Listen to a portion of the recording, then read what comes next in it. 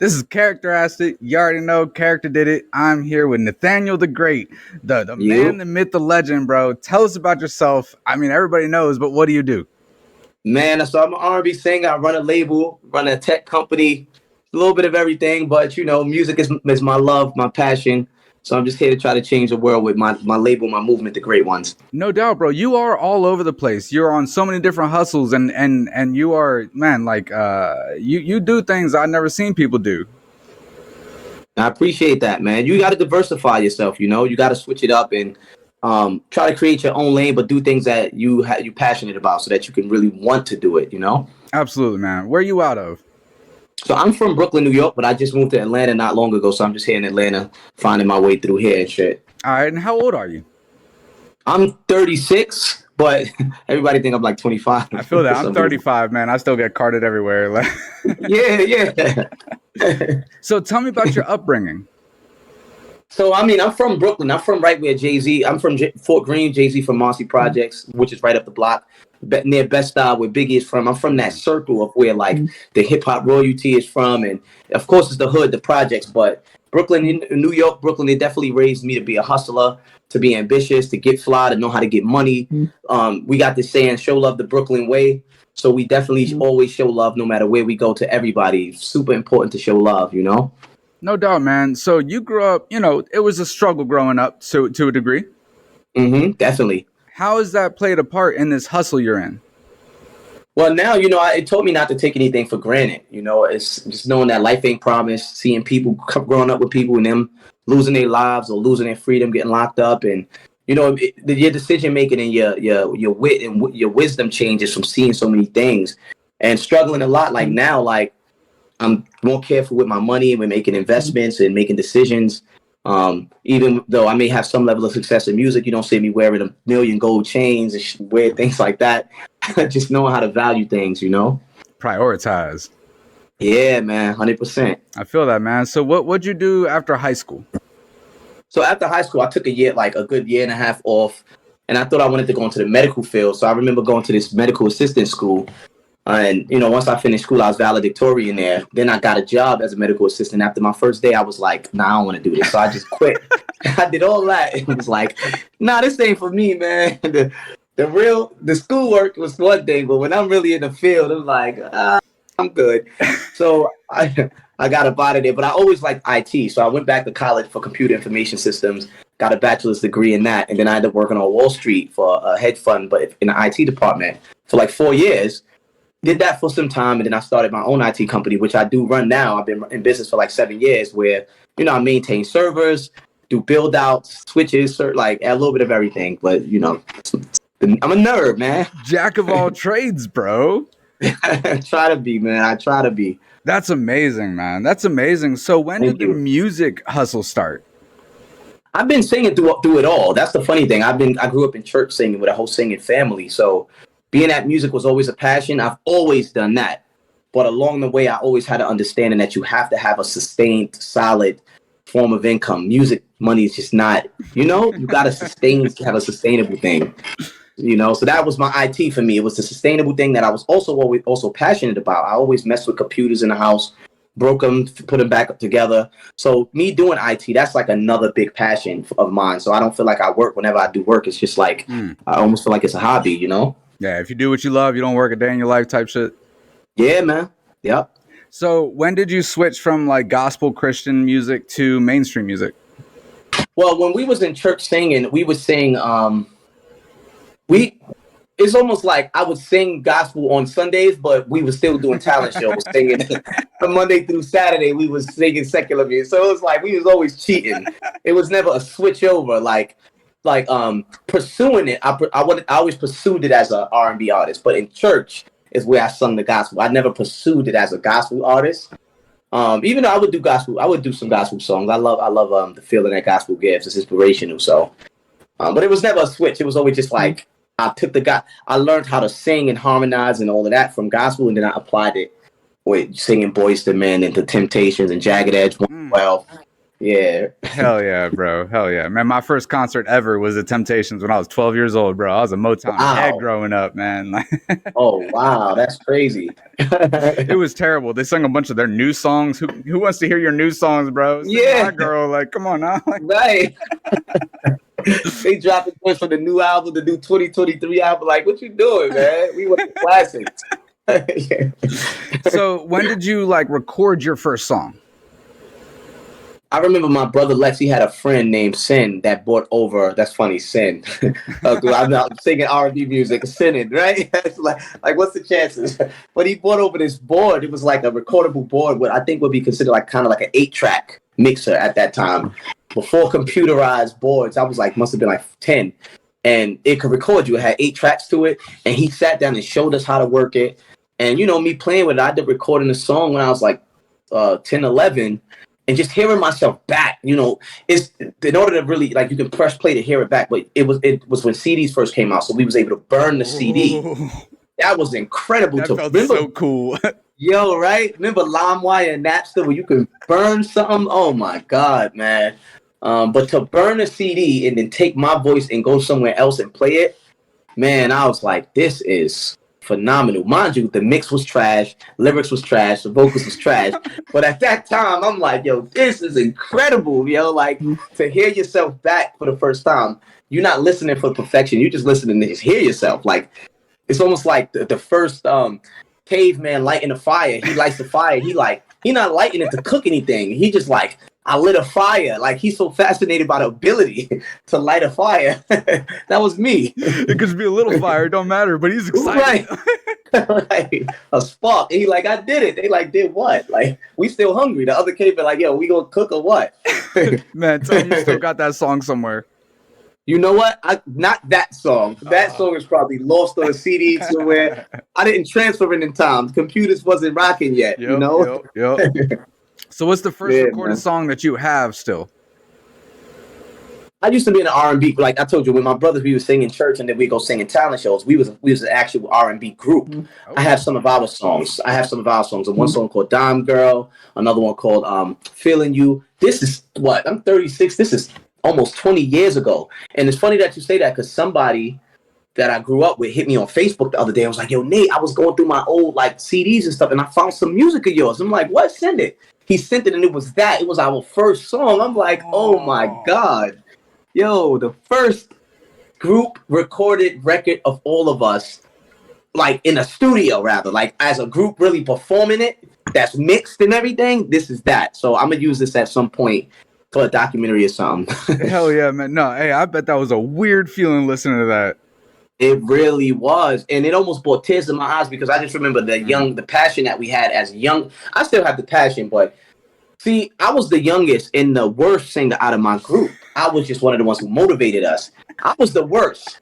So I remember all of being in a circle with my brothers, and we all just were so hungry and wanted to do it so bad. So when I listened to that old record, I was just like, damn, I just missed this energy that we had. You know, I missed that drive. And I wish, you know, if it was up to me, if I could rewrite time, we would all be where I'm at now together. I didn't leave the group on some like Michael Jackson shit, like Mario. Nah, like I wanted to be together. You know what I'm saying? So I would hate this that I'm in this situation, but I gotta carry the torch.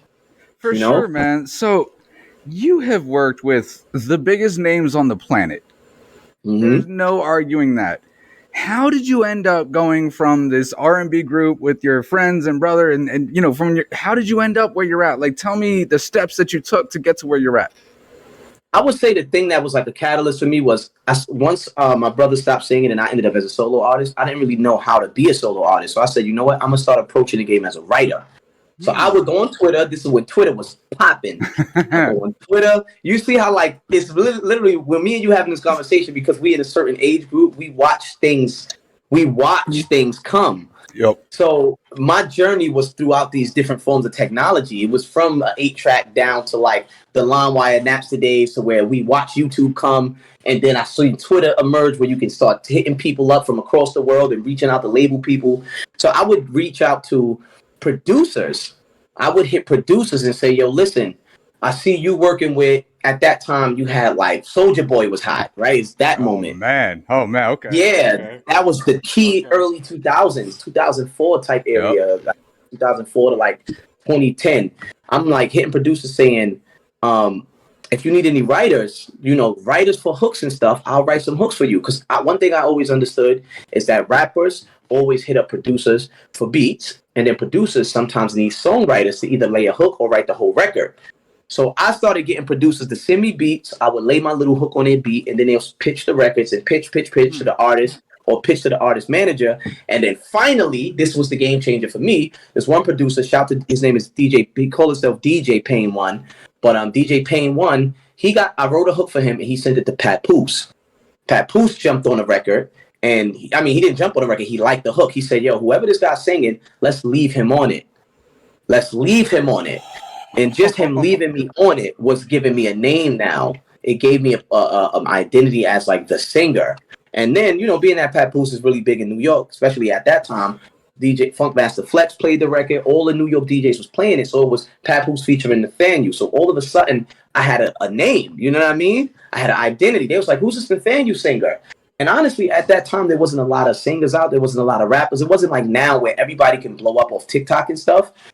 If you was on radio at that time, it mattered. Now radio doesn't matter the same way. Especially New York radio.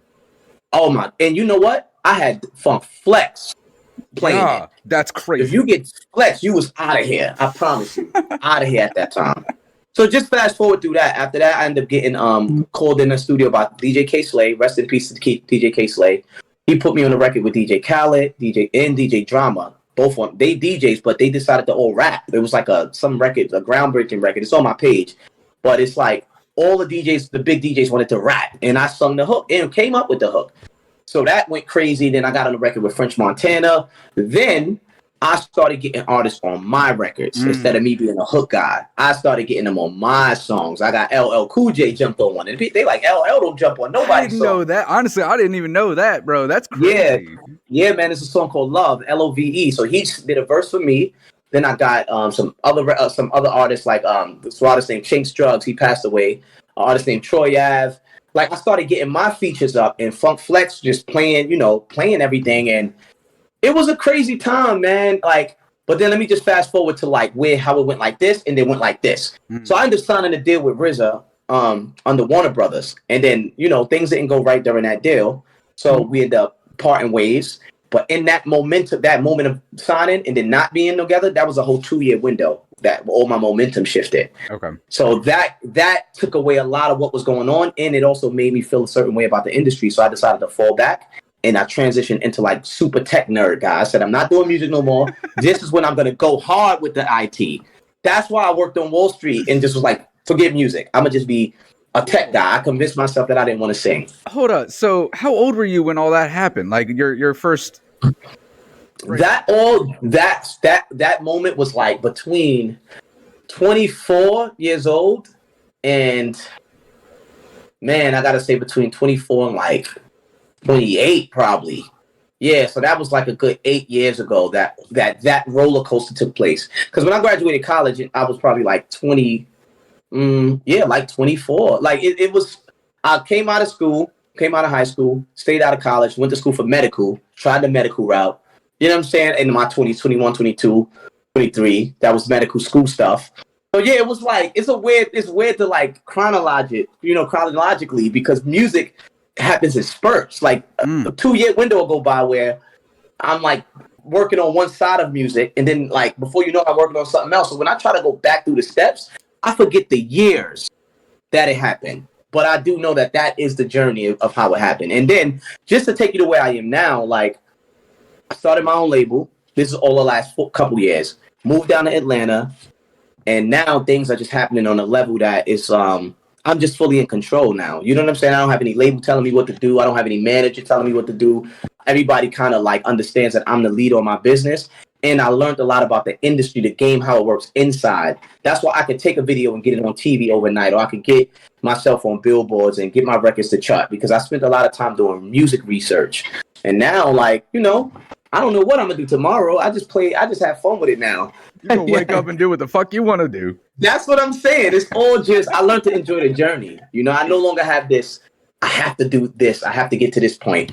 I just let it come, man, and enjoy it. Enjoy the journey, bro. Exactly. That's what it's all about, for real. That's what it's all about. Yeah, man. You've worked. Okay, so the names that I know you've worked. There's Drake. There's Wiz Khalifa. There's Remy Ma. There's French Montana, Khaled. What is the biggest success in your mind, the biggest accomplishment, or you know, the moment that you're like, damn, this is crazy? What was that for you?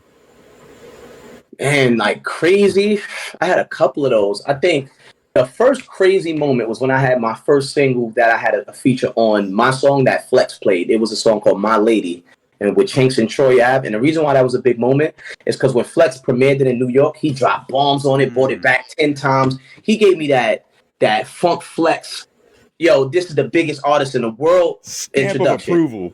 Yo, the stamp was out of this world. I couldn't walk down a block without people like, yo, Nate, I heard Flex dropping bombs on your song. He was saying my name. I'm going to put a clip up of it. I got a YouTube clip. I think even if you YouTube Funk Flex premieres Nathaniel, it's there on YouTube. I had to upload it. It's such a moment.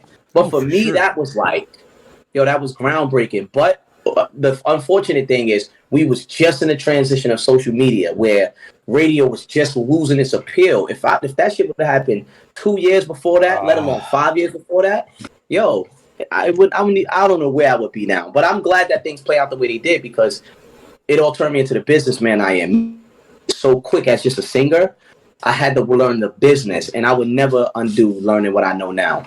Absolutely, bro. And all that happened at 24 years old. It's real easy to get a big ego and a big hit on yourself, man. But I feel like you had so many other hustles and so many other focuses did that help the other hustles? Did that help you keep a solid head on your shoulders when that was happening? Yeah, definitely staying humble, staying grounded. But I think I activated my other hustles a lot more after things didn't go my way in music. Like after my deal didn't work out, I went full on IT. Before that, I was like hustling lightly, but I still was putting it all on music. Like I had my eggs really in that one basket, which I think kind of was a mistake because I was broke. I was a struggling artist doing it. Now that I run my business, I could fund my projects. I could fund my own tours. I can rent a venue and throw my own shows. I could fund it. Because music costs a lot of bread. If I want to feature on my song and I don't feel like going through politics, I'll say, how much? Here, I'll cover your costs. I need a verse. I'd rather do it that way, you know? Absolutely, man. You started your own independent label, correct? Yeah, that's right. Yeah. When did you do that? I launched it this year, 2023, and then I got the partnership with Empire right after. Like they gave me the partnered up with me, so they distribute with me, and I got, some resources from them. Congratulations, bro. That's huge. Thank you, man. Thank you. I appreciate it. What have been the biggest obstacles that you've had to overcome? Oh, one of the biggest obstacles was like trying to survive as a singer in the time that a lot of rappers started singing because you fall into a bowl of marbles now. Like the game itself no longer was able to distinguish singers and rappers. All the rappers started doing these melodies and stuff, and they started getting all of the R&B rewards. And it's like the real singers was like, yo, what are we supposed to do now? But right now, as we speak, there's been a shift that's happening that's really distinguishing singers from like rap soul artists. So the climate is a lot more open now, and it makes it very easy because it's not a lot of competition in my lane. It's not too many singers that's doing it. And even if it's singers doing it globally, if from New York, where I'm from, it's still nobody coming out of there singing. So I have a very unique, I'm like a unicorn, right? It's like most singers are like Chris Brown and all them is from Virginia and North Carolina. New York is like rap, the home of the hip hop. So when you get a singer from there, it's like, wait, what do he sound like? And I get to represent that, Hell yeah. Hell yeah, man. So I know you got some crazy ass stories from this life that you've lived. I always like to ask people, everybody got those stories that everyone they know have heard twice because they heard it when they met you and then they heard it again when you met someone else and they were there, man. Tell me some of those stories for you. Damn, I got to think about it, man. Like, I'll just say some, like, in the area of, like, what, that people would imagine. Being an artist and having some level of fame and doing things like being around a lot of money and power, you really do see how, I don't want to even use the word fake, how staged the industry is, man. It's a big stage. Like, I've been in meetings and I've seen how, like, certain artists are in their deals, it's saying in their deal they have to win a Grammy, and a label is like all put together. You know what I'm saying? They have to win. They have to go get on number one on the chart. So as a fan, you're looking at this thinking, oh, this is all happening organically. But nah, man, some of these things that you see in contracts, it's like a script. It's written.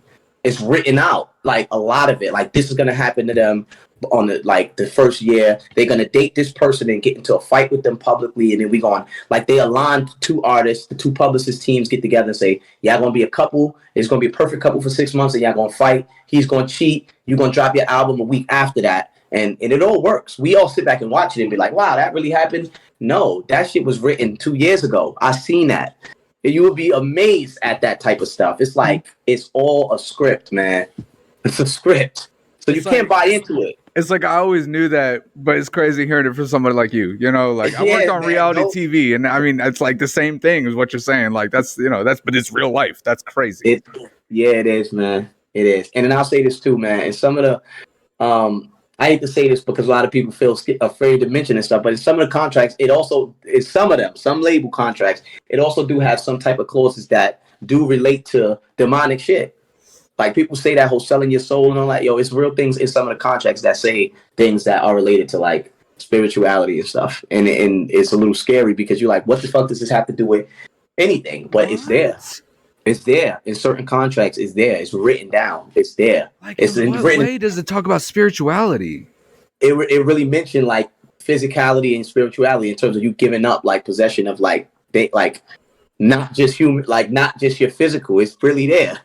It's there. It's written in the same contracts that say like the amount of royalties that you get and all that language which is normal. It is clauses that mentions in certain contracts from certain labels. I won't say it mentions like selling your soul, but it doesn't say like sell your soul. It's just written in a different way, but it applies to like spiritual. Wow. It's very real. It's very real. It's not everyone. I even met a dude who he was a diehard DJ, killing shit in the 90s.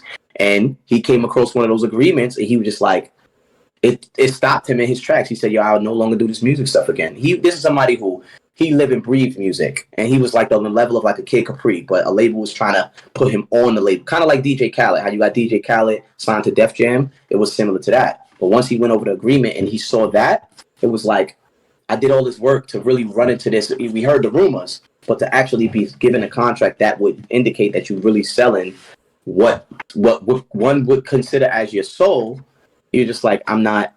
And after that, he never DJ'd. He left the complete thing alone. He said, if this is what is really encompassed in it, I'm not doing none of it. It's like that. I mean, you hear the rumors, but I'm just telling you, it's some shit that's beyond what you would really believe. That's crazy. It all depends on how big you want to get, though. See, that's what it all comes down to. How big do you want to get? There's a level of notoriety and fame that you could be put in front of everything, but it comes with giving up more than what just your talent. That's kind of what you just got to look at it as. Sometimes it's not your soul, but you're giving up some other shit that is like, you want to be the biggest in the world. You want to come into this elite club at this level where you're everywhere. It don't even matter how much money you get. You're going to get the money. The money is, forget about money. You're going to make money, right? It's beyond that. It's if you want the money, the fame, the power, you want all of this that only us in this club get, we want more than your talent. That's the idea. That's the conversation. Because think about how there's incredibly talented people all over the world that's completely broke. It's not about talent to become the biggest in the world. It can't possibly be about talent. You know what I mean? So just wanted to just say that. Like, since you mentioned crazy stuff, I know people always wonder how real those things are, but it is real. That's why I'd rather go the independent route, because I'm like, I don't want to have to trade out, certain things and lose a family member to just get money and fame, Absolutely, bro. And it's funny because I wasn't sure if I was going to talk to you about this tonight, but on that note, this shirt that I'm wearing, Muse IQ, let me tell you about this. It's a new music streaming app. The beta launch was 3 weeks ago. The official launch is going to be on September 15th. Okay. It is not paid per stream. The way it works is it's always free for artists to upload. And then for users, you get a 30-day trial. And then you have 3 different subscription tiers. There's silver, gold, and platinum. The only difference between those tiers is the validations. The silver gets you 1 validation, gold gets you 5, and the platinum gets you 20. A validation is $1. out of your payment every month that you can assign to an artist. Interesting. Okay. So this is the first app that has ever come up that it really depends on you having a relationship with your fan base, and you can't bot it because you got to pay for the membership as a user. It's the first thing that's going to separate the ones who have the money to invest in bots and streams and things like, and the ones who are out there doing it, out there performing, doing local shows, meeting people, shaking hands, saying, hey, will you validate me? Will you validate me? Kind of thing. There's also going to be messaging and commenting available. Users can friend request each other. In 6 months, we're going to start a chart system where it's based on like a Twitter. That dating app. Tinder, right? Tinder. Yeah. I've been in a relationship for a long time. But you swipe up on a song if you like it, you swipe down if you don't, and the artists with the most likes are going to top charts every 6 months, and they're going to get extra payouts and plaques and things like that. I really believe that it's going to change the music industry. It's not competing with Spotify and things like that because it's something completely different. Right. I think for independent artists, it's going to be huge, man. I'd love to hear your thoughts on that. Okay, yeah, I like that. I always like new ways for people to give access to their music. I feel like the way that the streaming platforms is now, this is going to change. It can't stay this way. There's too many lawsuits happening. There's too many. It's like things are being monopolized. It's weird things. That's why what were they called? It's at the tip of my tongue. When the crypto era came, what was this thing called where you can make these things and people can buy it and resell your music?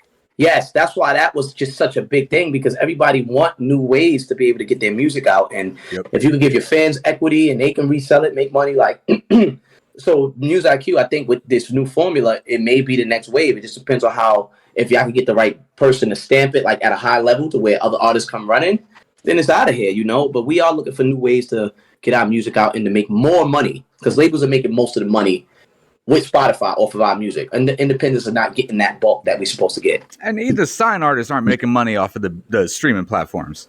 Yeah, they're not getting what they're supposed to get either. They're not. They just not. I'd love to tell you more about it. There's some things I can't talk about yet, but I would love to get you connected with the developers for real. They're out of Denmark. They've been working on this app for free for 3 years. They're not even musicians. They're just music lovers. And they got tired of hearing about all these musicians that they love so much not getting what they deserve from all the money they pay for these streaming platforms. Yeah, let's talk about it. Let's definitely talk about it. Once we're done, like, send me some info on it. I would love to look into it. No doubt, bro. I will, man. And I feel like you've really hit this at some point, but I know a guy like you, you're always hustling, you're always looking for the next step. So what does success in life look like to you? Man, success in life is like just putting yourself in a position where you could wake up every day and just, feel happy about whatever you're doing that day. It don't have to be about money. It don't have to be about any like particular material, but it's just, how do you feel about what you have, and not just physically, but what do you have in terms of like freedom, being happy about freedom alone. It's just, that's you successful. Some people don't even have freedom. They behind bars, just not able to eat when they want, not able to, so that's real success. Just waking up, looking around like, do I feel like doing anything today? No, I don't. All right, I'm good. For real, when you can get in a position where you don't have to do anything, that's success.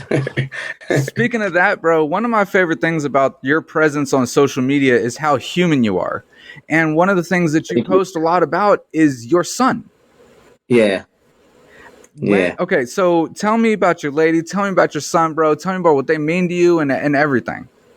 Yeah, I mean, family keep you grounded, man. And it just give me another reason to hustle. Like, they say kids get in the way of your dreams, but every kid I had, I added probably another zero to my money. I was like, because I worked that much harder. No, serious. Every time I'm like, oh, you pregnant? Where? I got to get to work. Every time. So it's just a blessing to be able to have like a real responsibility, because I feel like if I ain't have no kids, I don't know, I would probably be bullshitting around. I'd still be in the hood playing games. But since I had my first kid when I was 17, my youngest is 18. Yeah, he in college. They Oblivion. He's also my musician as well. He's an artist, but I got him in college in Savannah State for computer tech as well. But I had him when I was 17. So before he was born, I was just in the streets. I was just running around. Once I heard he was coming, I said I need a job. So I ran to McDonald's and got my first job in there. Bro, respect to that, man. How many kids do you have? I have him and now two more. It's Cairo and King. King just turned 1, and Cairo just turned 3. So they like Cairo and King. Those are badass names, bro. Thank you, man. Thank you. I waited a long time before I got more, went back into the fatherhood thing. Because I'm like, my first son was a handful, but now these two, I said, let me have them back to back so they can occupy each other. And the good thing about them, they not getting raised in the projects like my first son. Like they already coming into like a better life, a house in Atlanta, and so it's good to be able to like just within one generation change the outcome of like the experience of their life experience. If you could go back and tell your younger self anything, your teenage self anything, what would it be? Oh, wow. I would honestly think, I would say, learn as much as you can, like spend more time learning as early and fast as possible. Because I didn't become more of a learner like until my mid-20s, where I just start hitting books and just studying things. But when I was like, if I could go back to my teenage self, that 16, 17, 18, 19, I would have did a lot more learning. Just learning, whatever it is. I don't care what it is. Because the more you know, then the more opportunities you have, because the more you know how to find opportunities, the more you know how to make money, because you're aware. I just didn't spend enough time learning things in those ages, but that's what I would go back to tell myself. Yeah, learn more. If you could give artists, young artists, or any age artists coming up right now, trying to build their name, trying to build a life off of their music, what is that advice you would give them? Don't be afraid to diversify yourself. Don't be stuck in a box. Just try different things. If you need to learn it, play an instrument. If you're a singer, you want to try rapping or vice versa. If you want to add tap dancing to it. Like, I feel like when I was coming up in the music, you had to really do one thing. You couldn't be a rapping singer, a singing rapper, or you just couldn't switch it up. Don't be afraid to switch it up, and don't be afraid to play any role on a team. Like, sometimes I throw events and I may be the host. I may be the guy at the door. I may hold the camera real quick. Like, don't be afraid to be fully hands-on, because you learn how to operate those things. So when you need to delegate that task, you know how to do it too, and it also keep you off that high horse, like understanding that you grinding from the bottom with people that's working. Don't always think you got to have the lead position on the team. Sometimes you could like be coming off of the bench, and you the one that could drive the team home for the win coming off the bench. So, I would give artists that advice. Do you think that performing locally, even if it's at open mics, is helpful? Yes. You definitely need it for the practice, and you got to get in the groove of learning how to acquire fans, like at any level. I used to sing at karaoke in Applebee's. They had a weekly karaoke. I would go there every week, and that taught me how to perform. That taught me how to walk up to people while they're in the middle of biting their burger and singing my heart out. I used to do that all the time, like singing to a chick while she trying to eat her pasta. I'm sitting there singing, and I'm learning how to read body language of who's into it and who's not. So I'm like, nah, I gotta leave her alone. She ain't feeling it. Oh, she look like she's still drinking. She's into it. You learn how to read crowds. You learn how to, you got to go into the trenches before you going to hit the big stages. You got to learn how to read the crowd. So, yes, it's very important to get the local shit going. Hell yeah, man. I had a guy I interviewed, and he said the real interesting sentence. He said, if you're not performing locally, you're not a local musician. And I totally agreed with that. Yeah, that's solid advice. That's solid advice. Yep. Do you have anything coming up that you want to tell us about? Yeah, I'm working on another project. It's called The Retro Take 2. That's dropping soon. I'm working on my reality TV show, Making It Big in Atlanta. I'm co-producer of that. We just played against Love and Hip Hop in a basketball game the other day. So we kind of been like cross-branding it with other reality shows that's out here in Atlanta. Those are my two like projects that's really coming. We're going to be dropping an episode like September for Making It Big. And then the next album on the way, I'm going to drop that in November. Yeah, those are the core things. Oh, I got my app, the Nathaniel app. It's already out, but I just I'm rolling out an update in the next week or so. So I'm gonna make the announcement. I just renewed my deal with Apple and Android and Google for Android platforms. That's gonna be something fun, interactive thing. So just a couple things. Who won the basketball game? They cheated. It's so crazy. It's such a controversial ending, man. I put it on my page when we finished this interview. I put it up yesterday, and this clip is viral all throughout Atlanta. What happened? We was up by 1. They had the ball. They called timeout. Everybody stopped. But then one of their guys still ran down the court and laid it up. And it was like, oh, we won. But it's on camera. The footage is there. Everybody like timeout, but they still went and laid it up. And then guess what? Went out the door. They ran out the door so they don't have to come back and finish that 6 seconds. And the guy running the clock forgot to stop the clock when we called timeout. So it's like, yo, it's on the camera. So we gotta. But the best thing about it, just from a marketing standpoint, it was the best possible ending. Absolutely, bro. Best ending. Yeah. That's so much content. Ending. That's so much perfect content that you have now, man. Hey, take the L. That works. Yeah. So part 2, we got a part 2 scheduled during BET weekend. If you're gonna be in Atlanta, definitely make sure you pull up. It's already buzzing. The whole city, like, yo, I gotta come to part 2 to see a real, who really wins. It's like a blood feud now, bro. Nah, for sure. Let me know when that's gonna be, man. It's on now. Yeah, come through, man. It's on now. Bring your camera. Yo, I had like 50 media outlets there. It was crazy. I'll give you a position on the red carpet and all that if you come. So pull up. You'll be able to interview all the celebrities that's gonna be on the carpet. Pull up. Bro, I appreciate that. Definitely let me know when that's going to be. I'll be there for sure. Got you. Will do. Before we end it, man, is there any sentiment that you would like to leave anybody watching this with? I always like to leave it like this. At the end of the day, we all human. Just stay connected. Like, the fastest way to grow and to build is really to just connect as a person. The music is only going to get you but so far. If you really want to be somebody, you really want to connect with people, stay down to earth, stay tapped in. Reach back out to people. They hit you up, hit them back. Like, don't forget that human element. Your music is never going to be bigger than you as a person. Never forget that. I think artists need to know that. That's the core. Be human, stay connected, hear people out, keep learning, support others. You want people to listen to your songs, take some time out every now and then, go in your DM and listen to them songs that people send you. Just check it out. Get inspired. Don't listen with a competitive ear. Listen for things that may inspire you to want to make something similar or like find new lingo. Just stay a student of the game and stay a fan of the music itself. Like, don't get too bigger than you being human. Just don't. Stay human. I love that's what you chose to say, because I did want to say this before we ended the interview. I have talked to a lot of bigger people with big followings and things. You have been the most human, most respectful, most responsive person with a big following that I have interacted with, bro. Like, and I want to say I respect that. I appreciate that. The fact that you're here with me now, it means a lot to me. It means a lot to anybody coming up, bro. Like, that's you give that advice and you live by it, and I respect the hell out of that.